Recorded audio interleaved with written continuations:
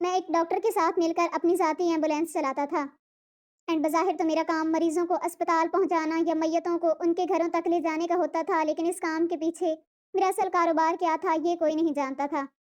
میرا گھرانہ گاؤں میں رہتا تھا، اسی لیے میرے اس کام کی گھر والوں کو بھی کبھی خبر نہ ہو سکی، اور شہر میں میری کسی سے بھی زیادہ سلام دعا نہ تھی، اسی لیے وہاں بھی میری حقیقت کا کسی کو کچھ پتہ نہ چل سکا۔ اینڈ اس رات بھی میں بڑے آرام سے کھانا کھا رہا تھا جب اچانک سے ڈاکٹر کی کال آ گئی، اور میرا اصل کام ہی کچھ ایسا تھا کہ مجھے ہر وقت ہوشیار رہنا پڑتا تھا۔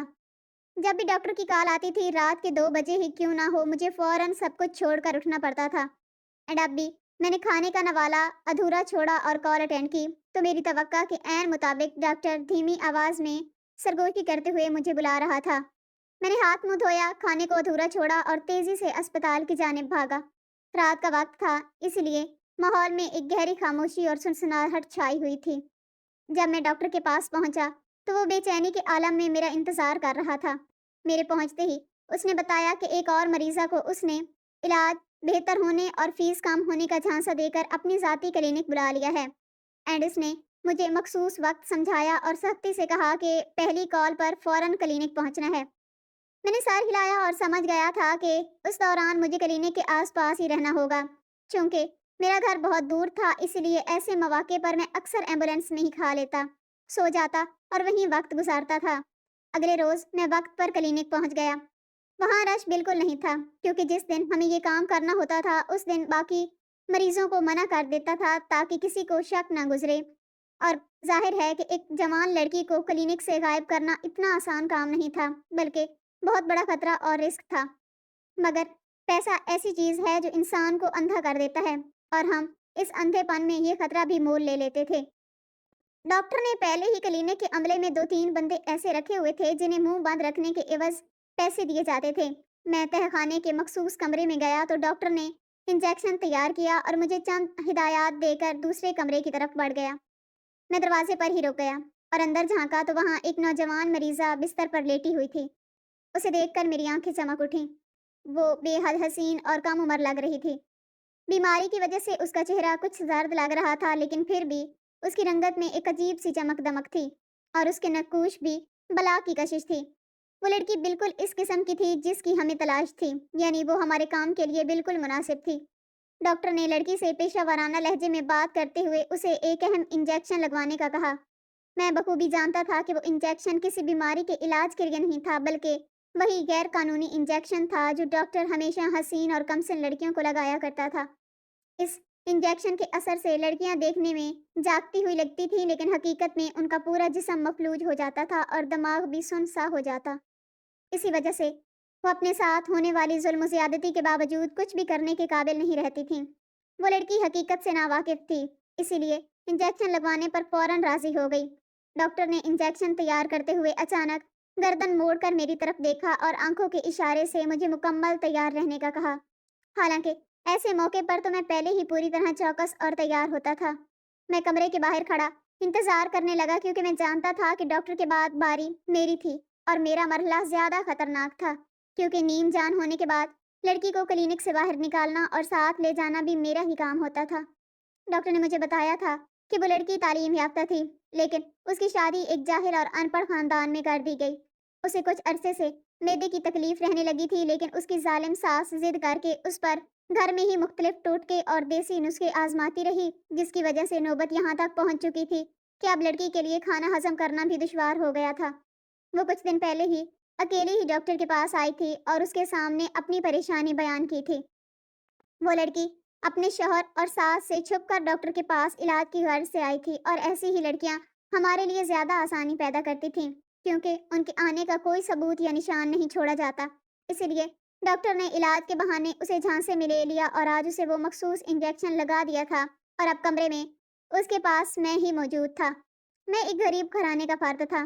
والد کی وفات کے بعد باپ کی چھوڑی ہوئی چھوٹی سی زمین بیچ کر جو تھوڑی بہت رقم ملی تھی اس سے میں نے ایک ایمبولینس خرید لی تھی اور اسی کو اپنی روزی روٹی کا ذریعہ بنایا تھا، لیکن وہ آمدنی اتنی کم تھی کہ میری ضروریات پوری نہ ہو سکتی تھیں۔ تبھی جب ڈاکٹر نے میری غربت اور میرے اندر پیسہ کمانے کی شدید خواہش کو پہچانا تو مجھے اپنے ساتھ ملا لیا، اور میں بھی جب ایک بار میں ہزاروں روپے ہاتھ آتے دیکھتا تو لالچ میں سب کچھ بھول جاتا۔ حالانکہ کئی بار میرا ضمیر مجھے جھنجھوڑتا تھا مگر میں اندھا بہرا بن کر اس آواز کو دبا دیتا تھا۔ ڈاکٹر صاحب ہمیشہ علاج یا آپریشن کا بہانہ بنا کر لڑکیوں کو ایسے وقت پر بلاتے تھے جب کلینک کے اطراف میں زیادہ ہجوم نہ ہوتا اور ماحول نسبتاً سنسان ہوتا۔ لڑکیاں علاج کے خیال سے آتی اور ہم اپنا گھناؤنا مقصد پورا کر لیتے۔ آج تک ہم پکڑے نہیں گئے تھے کیونکہ پورا سٹاف پہلے ہی اس دھندے میں شامل تھا اور کوئی پوچھنے والا آتا تو سب بڑی صفائی سے انکار کر دیتے۔ علاوہ ازیں کلینک میں آنے والے عام مریض بھی یہی گواہی دیتے تھے کہ یہاں کبھی کسی عورت یا لڑکی کے ساتھ کچھ برا نہیں ہوا۔ یوں ہمارا پردہ قائم رہا مگر دراصل یہ اللہ کی طرف سے ڈھکا ہوا پردہ تھا۔ انسان کی تو اوقات ہی کچھ نہیں، اگر اللہ ہماری رسوائی چاہتا تو نہ جانے کتنی ہی بار ہمارے جرائم تشتے ازبہام ہو جاتے، مگر ہر بار ہم بچ نکلتے اور یہی بات جانا ہمیں مزید ڈھیل دیتا تھا۔ کچھ ہی وقت میں جب انجیکشن نے اپنا اثر دکھانا شروع کیا تو ڈاکٹر بھی سنبھل گیا اور میں بھی مزید محتاط ہو گیا۔ تھوڑی دیر بعد ڈاکٹر کمرے سے باہر نکلا اور مجھے اندر جانے کا اشارہ دیا۔ میں جوش سے بھرا اندر گیا۔ وہاں وہ لڑکی بالکل بے حس و حرکت بستر پر پڑی ہوئی تھی۔ میں آہستہ آہستہ اس کے قریب گیا اور اس کی طرف ہاتھ بڑھایا۔ اس کی آنکھوں میں شدید بے بسی، مجبوری اور فریاد نمایاں تھی۔ وہ مجھے دیکھ تو رہی تھی مگر کچھ کرنے کی طاقت نہیں رکھتی تھی۔ میرے لیے یہ معاملہ کوئی نیا نہیں تھا کیونکہ میں پچھلے 1.5 برس سے یہی کام کر رہا تھا اور درجنوں نہیں بلکہ سینکڑوں لڑکیوں کے ساتھ ہم یہ ظلم دہرا چکے تھے۔ ہر بار یہی ہوا کہ نیک خاندانوں کی بچیاں ہماری ہوس کا شکار بنی اور بے بسی سے روتی رہیں۔ کبھی یہ شکار وہ لڑکیاں بنتی تھیں جو اکیلی کلینک میں آ جاتی اور کبھی وہ جنہیں کسی مجبوری کے باعث ہسپتال میں رکنا پڑتا۔ ہم نے ہمیشہ سے ایسی اکیلی اور بے سہارا لڑکیوں کو ہی نشانہ بنایا تھا۔ کئی بار کچھ ایسی مجبور اور غریب لڑکیاں بھی آ جاتی جن کے پاس علاج کے پیسے نہیں ہوتے تھے۔ تب ڈاکٹر صاحب انہیں جھوٹا دلاسا دیتے کہ وہ ان کا بالکل مفت علاج کر دیں گے، لیکن ساتھ ہی انہیں یہ بھی کہہ دیتے کہ وہ اس بات کا چرچا کسی اور سے ہرگز نہ کریں کیونکہ یہ سہولت صرف اس کے لیے ہے، ورنہ لوگ ناجائز طور پر مفت علاج کا مطالبہ کرنے لگیں گے۔ یوں وہ نادان لڑکیاں بھی فریب کھا جاتی اور تنہا کلینک پہنچ جاتی۔ ہمارا شکار ہمیشہ وہ لڑکیاں بنتی تھی جو جوان، حسین اور دلکش ہوتی تھیں کیونکہ ایسی لڑکیوں کو دیکھ کر ہی ایک مرد کے ہوش اڑ جاتے ہیں اور وہ انہیں حاصل کرنے کے لیے کسی بھی حد تک جانے کو تیار ہو جاتا ہے۔ اس لمحے کمرے میں ہمارے سامنے پڑی ہوئی وہ جوان لڑکی بھی اتنی ہی دلکش اور پرکشش تھی کہ میرے لیے اپنے جذبات کو قابو میں رکھنا نہایت مشکل ہو رہا تھا۔ میں نے اس لڑکی کی بے بس اور التجا بھری آنکھوں کو جان بوجھ کر نظر انداز کر دیا اور اپنے گھناؤنے کام میں مصروف ہو گیا۔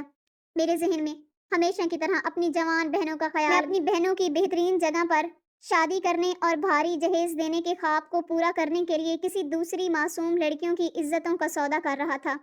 مجھے یقین تھا کہ اگر میرا گھرانہ یہ کڑوی حقیقت جان لیتا تو کبھی بھی اس کی اجازت نہ دیتا۔ میں اکثر ڈاکٹر کے اطمینان اور بے شرمی پر حیران رہ جاتا۔ وہ ڈاکٹر بھی جو ان بچوں کا باپ تھا لیکن پھر بھی نہایت دیدہ دلیری اور بے حیائی سے یہ مکروہ کام کرتا تھا اور حسین لڑکیوں سے اپنی ہوس پوری کرتا تھا۔ کچھ دیر بعد میں نے نیم بے جان ہوتی اس لڑکی کو اپنے کندھے پر ڈالا، نظریں جھکائے کمرے سے نکلا اور کلینک سے باہر کھڑی ایمبولینس میں لے جا کر اسٹریچر پر ڈال دیا۔ میں نے اس پر چادر ڈالی اور وہ اس دوران زخمی نظروں سے مجھے دیکھتی رہی۔ اس کی آنکھوں میں بے بسی کی پرچھائیاں صاف جھلک رہی تھیں۔ میں نے دروازہ بند کیا اور ایمبولینس کو روانہ کر دیا۔ سائرن آن ہونے کی وجہ سے راستے آسان ہو گئے تھے۔ پولیس نے بھی صرف اوپر سے ایمبولینس میں جھانک کر مجھے جانے دیا۔ میں جب ویران سڑکوں پر پہنچا تو میں نے سائرن اور لائٹس بند کر دی اور پوری تیز رفتاری سے گاڑی بڑھاتا گیا۔ آخرکار میں نے مطلوبہ جگہ پر ایمبولینس روکی اور اس بے بس لڑکی کے قریب پہنچ گیا۔ وہ مجھے دیکھ کر پھوٹ پھوٹ کر رونے لگی اور آنکھوں ہی آنکھوں میں مجھ سے زندگی کی بھیک مانگتی رہی، لیکن میرا دل پتھر بن چکا تھا۔ میں نے اس کے رونے دھونے کو نظر انداز کرتے ہوئے اسے باہر نکالا اور وہیں چھوڑ کر واپس روانہ ہو گیا۔ پھر میں نے ڈاکٹر کو فون کر کے خبر دی کہ کام مکمل ہو گیا ہے۔ ڈاکٹر حسب عادت ہنستے ہوئے بولا کہ آج تو خوشی اور سکون کی وجہ سے تمہیں بہترین نیند آئے گی کیونکہ میری وجہ سے تمہیں مزہ بھی مل گیا اور پیسہ بھی۔ میں اس جملے کا مطلب بخوبی جانتا تھا۔ وہ مجھے یہ باور کروانا چاہتا تھا کہ میرا کام کوئی حیثیت نہیں رکھتا، بلکہ میں جو پیسہ پا رہا ہوں وہ بھی گویا فضول میں مل رہا ہے۔ میں حسب معمول اس کے گھٹیا جملے کو برداشت کر کے خاموشی سے کال کاٹ گیا اور تھکن سے چور اپنے بستر پر لیٹ گیا۔ حقیقت یہ تھی کہ تھوڑی سی تسکین میرے اندر بھی موجود تھی جس کی وجہ سے مجھے بھی اس رات سکون کی نیند آ گئی۔ اگلی صبح جب میں بیدار ہوا تو میرا مزاج بوجھل تھا۔ 1 لاکھ روپے کے قریب رقم ہاتھ آنے پر میرا دماغ ہمیشہ کی طرح الجھ گیا۔ میں ڈاکٹر کے کردار سے واقف تھا۔ میں اپنی آنکھوں سے دیکھ چکا تھا کہ ہسپتال اور کلینک کی آمدنی اتنی نہیں تھی، لیکن اس کے باوجود وہ نئی گاڑیاں، قیمتی جائیدادیں اور عالی شان گھر بناتا جا رہا تھا۔ بلکہ حسین لڑکیوں کو پھانسنے کے لیے وہ کئی بار غریب مریضوں کا مفت علاج بھی کر دیتا تھا، تاکہ لوگ اس کے حق میں رہیں، اور اگر کبھی کسی کو شک ہو تو وہی لوگ اس کی شرافت اور نیک نیتی کی قسمیں کھائیں۔ اس کاروبار میں اصل خطرہ ہمیشہ میری ذات کو ہی تھا، کیونکہ مجھے کم لوگ جانتے تھے اور میرا کردار کسی بھی وقت لوگوں کی نظر میں مشکوک ہو سکتا تھا۔ میں اپنے ضمیر کو بار بار تھپک کر سلانے کی کوشش کرتا تھا، لیکن دوسری طرف زیادہ پیسے کی ہوس مجھے برابر کھائے جاتی تھی۔ کئی بار تو میں نے ڈاکٹر کو یہ احساس دلانے کی بھی کوشش کی تھی کہ اس کے پورے کاروبار میں سب سے خطرناک مرحلہ میں ہی سنبھالتا ہوں۔ میری وہ ایمبولینس جس سے مجھے نیک مقصد کے لیے اور عوامی فلاح کے لیے اور اپنی حلال روزی روٹی کے لیے استعمال کرنا چاہیے تھا، میں اسے بڑے دھڑلے سے، نہایت ڈٹھائی کے ساتھ اور بالکل بے خوف ہو کر لڑکیاں اغوا کرنے کے کام میں استعمال کر رہا تھا۔ اور میں جانتا تھا کہ یہ کتنا بڑا رسک ہے، اور یہ بھی جانتا تھا کہ اگر کبھی کسی لڑکی پر انجیکشن کا اثر فوراً نہ ہوتا یا پھر کچھ ہی دیر میں اس کا اثر اتر جاتا اور وہ کسی بھی پولیس چوکی پر پہنچ کر اونچی آواز میں مدد کے لیے پکار لیتی، تو اس لمحے ہی میں پکڑا جاتا، اور اس کے بعد نہ وہ ڈاکٹر مجھے بچا سکتا تھا اور نہ کوئی اور، بلکہ شاید ساری عمر مجھے جیل میں ہی کاٹنی پڑتی۔ یہی سوچ کر میں اکثر ڈاکٹر کو یہ باتیں سنایا کرتا تھا۔ میں اکثر اس کو یہ باور کروایا کرتا تھا کہ اصل خطرہ تو میری ذات کو ہے اور اسی وجہ سے میرا حصہ بڑھا دینا چاہیے۔ لیکن ہر بار کی طرح ڈاکٹر مجھے ڈانٹ دیتا تھا۔ وہ طنزیہ انداز میں ہنستے ہوئے کہتا تھا کہ اگر میں تمہیں یہ کام نہ دیتا تو تم ساری زندگی ایمبولینس ہی چلاتے رہتے اور بمشکل چند پیسے جوڑ پاتے، اور وہ بھی مہینے کے آخر تک پورے نہ پڑتے۔ وہ بار بار یہی جتلاتا تھا کہ میری وجہ سے تم ایک ہی کام کے عوض لاکھ کے قریب رقم لے لیتے ہو۔ اس کی یہ باتیں سنتے ہی میرے اندر آگ بھڑک اٹھتی تھی۔ میرا دل چاہتا تھا کہ اسی وقت اس سے جھگڑ پڑوں، لیکن میں ہر بار کی طرح خاموش رہ جاتا، کیونکہ میں مجبور تھا۔ میرے پاس اور کوئی راستہ نہیں تھا، اور میں جانتا تھا کہ اس ڈاکٹر کے تعلقات بہت اوپر تک ہیں، اس کے ہاتھ بہت لمبے ہیں۔ اگر میں ذرا سا بھی زبان کھول دیتا تو شاید کسی دن مجھے ہمیشہ کے لیے ختم کروا دیتا اور میری جگہ کسی اور کو اپنے ساتھ ملا لیتا۔ ہر بار کی طرح جب اس بار بھی مجھے پیسے ملے تو میں سیدھا گھر چلا گیا۔ گھر پہنچتے ہی اماں نے خوشخبری سنائی کہ میری بہن کے سسرال والوں نے میرا رشتہ طے کر دیا ہے۔ وہ لڑکی مجھے پہلے سے ہی معلوم تھی، میں اس کو دیکھ چکا تھا۔ وہ کم عمر بھی تھی اور نہایت حسین بھی۔ ہمارے گاؤں میں اور ہمارے خاندان میں میری بظاہر ترقی پر سب ہی لوگ رشک کرتے تھے۔ سب یہی سمجھتے تھے کہ میں شہر میں ایمبولینس چلا کر یہ سب کما رہا ہوں۔ حقیقت حال کسی کو معلوم نہیں تھی۔ جب سے میں پیسہ کما رہا تھا تب سے اماں میری بہنوں کی شادیوں پر خوب دل کھول کر خرچ کرتی تھی۔ خاندان میں لین دین کے موقع پر ہمیشہ سب سے قیمتی اور سب سے بڑا تحفہ ہماری طرف سے جاتا تھا، حالانکہ یہ سب پیسہ دراصل دوسری معصوم لڑکیوں کی برباد کی جانے والی عزت سے کمائے ہوئے حرام روپے تھے۔ انہی حرام پیسوں سے میرا گھر چل رہا تھا، انہی سے میرے چھوٹے بھائی پڑھ لکھ رہے تھے، اور انہی سے میری ماں اپنی عزت و وقار قائم رکھے ہوئے تھی۔ جب اماں نے مجھے رشتے کی خوشخبری دی تو لڑکی والوں نے بھی فوراً ہاں کر دی۔ پھر اماں نے میری طرف دیکھ کر یہ فرمائش بھی کر دی کہ بیٹا، اب کی بار زیادہ محنت کر کے اتنا پیسہ جمع کر لو کہ تمہاری شادی بڑی دھوم دھام سے ہو، خوب اہتمام کیا جائے اور سب حیران رہ جائیں۔ میں نے اماں کی بات سن کر اس بات میں سر ہلا دیا، لیکن دل ہی دل میں یہ طے کر لیا کہ یہ اب کی بار ڈاکٹر سے صاف صاف اور کھل کر بات کروں گا کہ میرا حصہ ضرور بڑھایا جائے۔ میں چاہتا تھا کہ میری شادی ایسی ہو کہ پورے خاندان میں دھاک بیٹھ جائے، سب میری بیوی پر رشک کریں اور میری بیوی بھی کبھی بھی کمتر نہ سمجھے۔ پھر جب گھر والوں سے مل کر میں واپس شہر پہنچا تو سیدھا ڈاکٹر سے ملنے چلا گیا۔ میں نے ڈاکٹر سے بات کی اور کہا کہ میرے کام میں خطرہ بڑھ چکا ہے، پولیس والے اب مجھ پر شک کرنے لگے ہیں اور پچھلی بار بھی میری تلاشی لی گئی ہے۔ میں نے یہ سب جھوٹ بولا تاکہ ڈاکٹر کو احساس ہو کہ میں اتنا خطرہ مول لینے کے باوجود اس کا کام اتنے اچھے سے کر رہا ہوں۔ میرے جھوٹ پر ڈاکٹر چونک گیا اور اس کے چہرے پر پریشانی نظر آنے لگی۔ میں نے تیر نشانے پر لگتا دیکھ کر ڈاکٹر کو یقین دلایا کہ میں اس کا کام پوری ذمہ داری سے کروں گا، مگر اس کے بدلے مجھے پیسہ زیادہ چاہیے۔ میں نے ایک ہی جھٹکے میں 2 لاکھ کا مطالبہ کر لیا۔ ڈاکٹر میری بات پر سوچ میں مبتلا ہوا اور پھر کچھ توقف کے بعد وہ مان گیا۔ میں ڈاکٹر کے مان جانے پر خوش ہو گیا کہ ڈاکٹر میرے جھوٹ میں پھنس چکا ہے۔ حرام پیسے کی لالچ نے مجھے اندھا کر دیا تھا اور مجھے لگا کہ اب میں ڈبل پیسہ کماؤں گا، مگر مجھے اندازہ ہی نہیں ہوا کہ میری پکڑ ہونے والی ہے۔ اور میرا کمایا سارا حرام کا پیسہ ایک ساتھ نکلنے والا ہے۔ اگر میں ضمیر کی عدالت میں سرخرو ہو جاتا اور توبہ کر کے کام چھوڑ دیتا تو شاید میرا پردہ قائم رہ جاتا، مگر میں نے تو مزید لالچ کر کے اپنے بے ضمیر ہونے کا ثبوت دیا تھا۔ تیسرے ہی روز مجھے ڈاکٹر کی وہی مخصوص کال آ گئی۔ ڈاکٹر نے ایک اور لڑکی کو پھنسا لیا تھا۔ اس بار لڑکی ہسپتال سے اٹھانی تھی۔ میں فوراً ہسپتال پہنچ گیا۔ ڈاکٹر کے پاس پہنچا تو ڈاکٹر نے مجھے بار بار ہدایت دی کہ پولیس سے بچ کر جانا۔ ڈاکٹر ڈرا ہوا تھا، مگر پیسہ ایسی کشش رکھتا تھا کہ میری طرح وہ بھی خطرہ دیکھنے کے باوجود رکا نہیں تھا۔ میں نے جب لڑکی دیکھی تو مجھے جھٹکا لگا۔ وہ نہ صرف حسین تھی بلکہ کم عمر لڑکی تھی۔ اس کی عمر میری چھوٹی بہن کے برابر تھی۔ اس لڑکی کو دیکھ کر ایک پل کے لیے میرا ضمیر جاگا تھا۔ میں اس چھوٹی لڑکی کے ساتھ وہ کام نہ کروں، مگر ضمیر پر میرا لالچ حاوی ہو گیا اور میں اس کا مفلوج وجود سٹریچر پر ڈالا اور باہر لے گیا۔ ایمبولینس میں سوار ہو کر میں تیز رفتاری سے اس ویرانے کی طرف بڑھ رہا تھا تاکہ اپنا کام کر کے فارغ ہوتے ہی لڑکی وہاں چھوڑ کر ڈاکٹر سے پیسہ لوں۔ میں نے پولیس والوں کو بھی ہر بار کی طرح دھوکہ دے دیا، مگر کچھ آگے بڑھا تو مجھے کچھ عجیب سا محسوس ہونے لگا۔ میں نے فرنٹ مرر سے جب پیچھے کی طرف لڑکی کو دیکھا تو میرے ہوش اڑ گئے۔ میں نے تیز رفتاری سے گاڑی واپس موڑی۔ میرا دل بری طرح کپکپا رہا تھا۔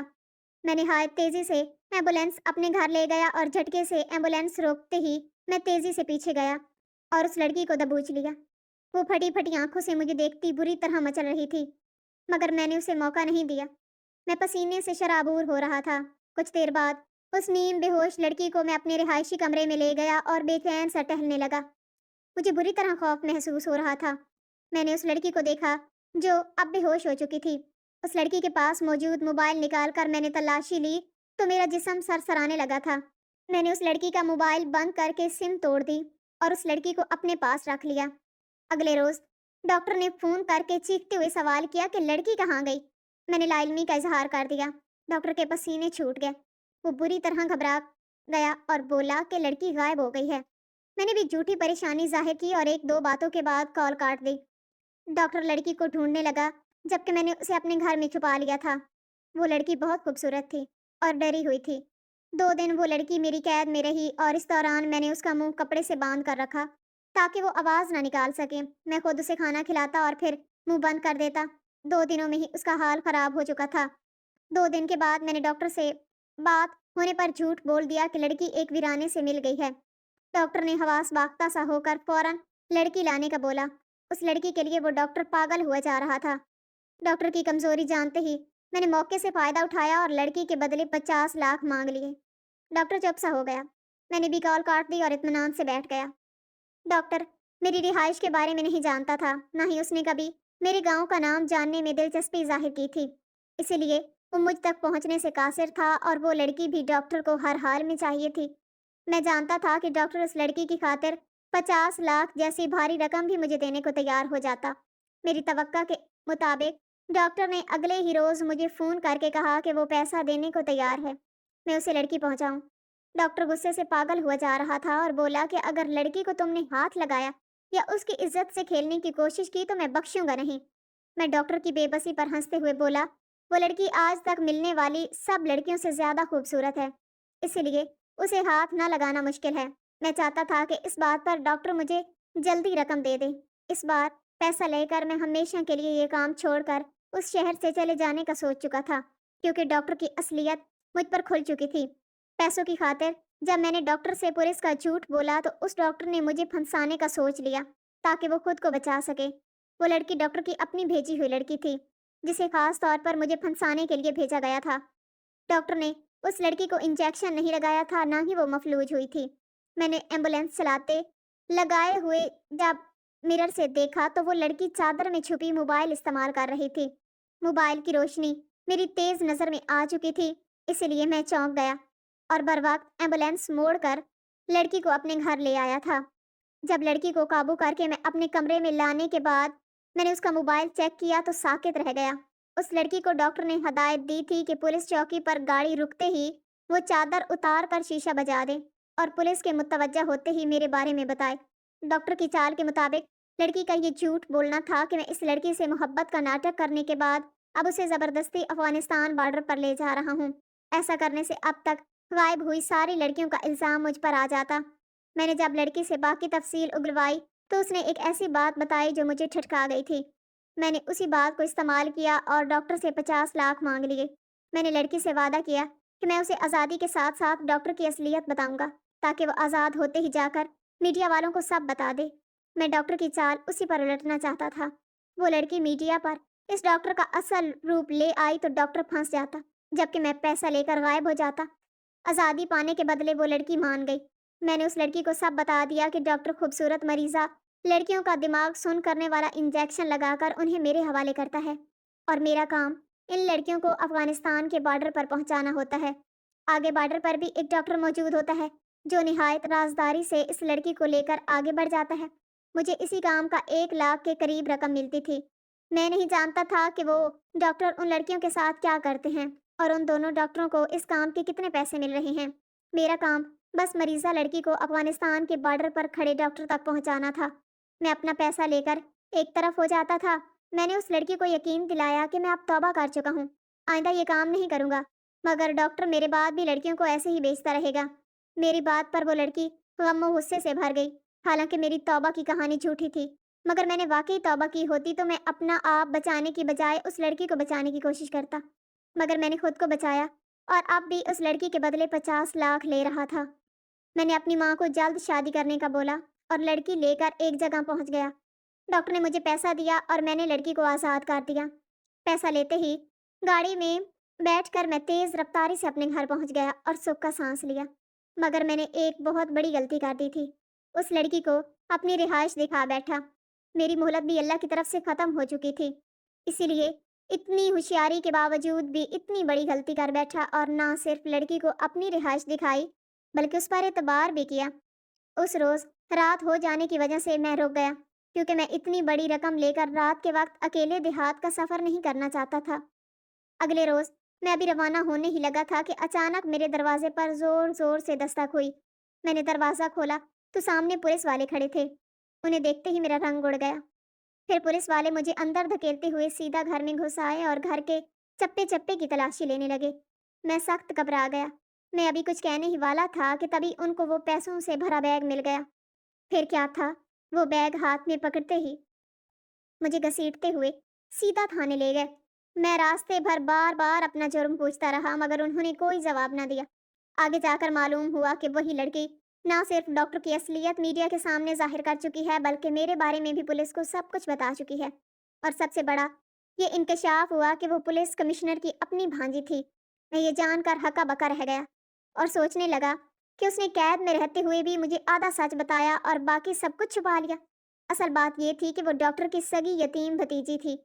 ڈاکٹر اپنی بیوہ بھابھی اور یتیم بھتیجی کا ظاہری طور پر بہت خیال رکھتا تھا، لیکن حقیقت میں اس کی نظر میں اتنی عزت بھی نہ تھی۔ اس نے اپنی ہی بھتیجی کو استعمال کیا تاکہ مجھے پھنسا کر کمشنر کے ہاتھوں مروایا جا سکے۔ اس نے بھتیجی کو الٹی سیدھی دوا دے کر بیمار کیا اور اسے گھر بھیجنے کے بہانے ایمبولینس بلائی، اور پھر راستے میں میسج بھیج کر اسے ڈرایا کہ اگر ایمبولینس والا مکار اور برا آدمی ہے، پولیس کے پاس پہنچتے ہی اس پر الزام لگا دینا۔ یہ میسج پڑھ کر میرا خون کھول اٹھا تھا، اور تبھی اس لڑکی نے بتایا کہ وہ اس کی سگی بھتیجی ہے۔ میں نے ڈاکٹر سے مزید پیسہ مانگا اور لڑکی کو بھی سارا سچ بتا دیا، مگر یہ ہم دونوں نہیں جانتے تھے کہ کمشنر نے اپنی بھانجی کو ایک ایسا لاکٹ دیا ہوا تھا جس میں خفیہ کیمرہ لگا تھا، اور ہمارا ہر جھوٹ اسی میں قید ہو رہا تھا۔ اسی ریکارڈنگ کو بنیاد بنا کر پولیس نے ڈاکٹر کو بھی پکڑ لیا اور مجھے بھی گرفتار کر لیا۔ ہم پر ایسے مقدمے ڈالے گئے کہ اب ہمارا جیل سے نکلنا ناممکن ہو گیا۔ میں سوچتا ہوں کہ میری ماں شادی کی تیاریاں کر کے میرا انتظار کرتی رہ گئی ہوگی۔ اسے شاید یہ خبر بھی نہ ہوئی ہو کہ اس کا بیٹا جیل جا چکا ہے۔ میرے لالچ اور حرام کمائی کی ہوس نے مجھے ذلت اور رسوائی کے گڑھے میں دھکیل دیا۔